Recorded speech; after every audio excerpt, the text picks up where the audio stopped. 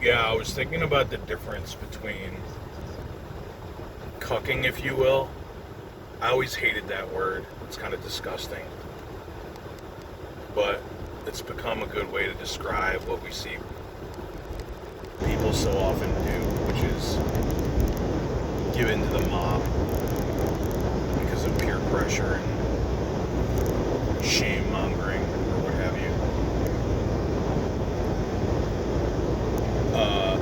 Perfect example of cucking would be like the Minneapolis mayor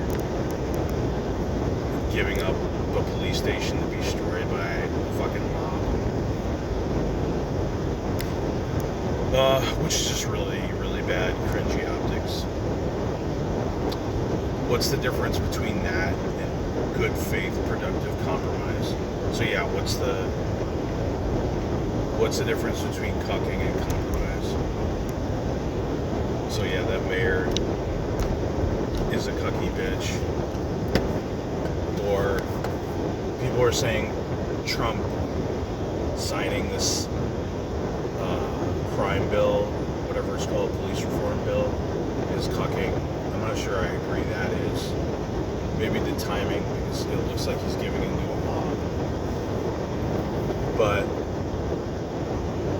I don't know, on a case-by-case basis, you can kind of tell the difference. But as a rule, it's kind of harder to separate the two. Because you have to have compromise of some sort in common agreement. Even if you're giving up some of your views or principles. Otherwise, marriages wouldn't work. Nations wouldn't work. Governments wouldn't be able to be formed. No organization can function without a certain amount of compromise or something of the sort. But we also see all this shameless cucking, which is ridiculous. Yeah, the Minneapolis mayor is the perfect example. The mayor of Seattle is giving $100 million to Black Lives Matter. Everyone and their uncle is proclaiming Black Lives Matter from the tallest mountaintop. And those that don't are heretics now. This is what I'm talking about. But I'm not opposed to sitting down with your enemies to hearing their point of view. I don't consider that to be cooking. I actually want to talk to my friend who's a black dude about Black Lives Matter, just to better understand what their beliefs are, why they think the way they do. I could be mistaken about certain things. But I think there's a way to do that without accepting their talking points. You know what I mean? I definitely think that's productive. I don't know that much about the thought and the politics behind transsexualism. So I think you could have a productive discussion about that without fucking. I listen to Vosh because he's entertaining and he goes on funny rants.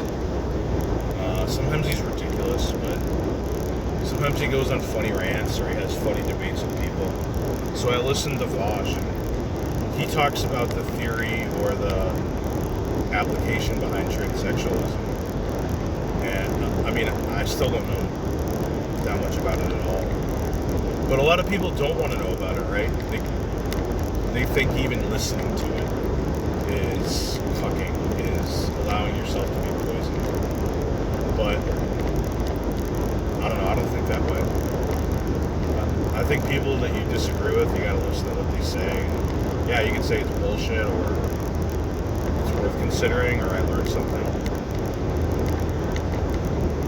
I'm thinking of some of the greatest negotiations ever,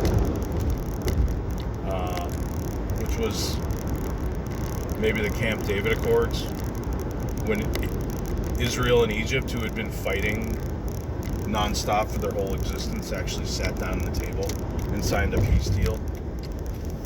And Israel gave back the Sinai Peninsula, which is like well, it's mostly barren desert, but it still had some definite value, and it was 2 to 3 times the size of Israel, something like this, and they gave it back. There's people that think that's cucking, but I think it's pragmatic, and Israel couldn't exist on an ongoing basis fighting with all its neighbors, so they had to, like, giving up the Sinai Peninsula to get rid of your most ferocious enemy at that point was worth it. So just a thought. I'm thinking this, and maybe I'll come up with a better answer. I guess my answer right now is it depends on the situation, and it depends on... It was sort of that Supreme Court definition. It's hard to come up with a definition, but you know it when you see it. You kind of know cucking when you see it. You kind of know pragmatic compromise when you see it. I mean, I think some of the founding fathers wanted to get rid of slavery. They wanted to have slavery banned from the onset of the country.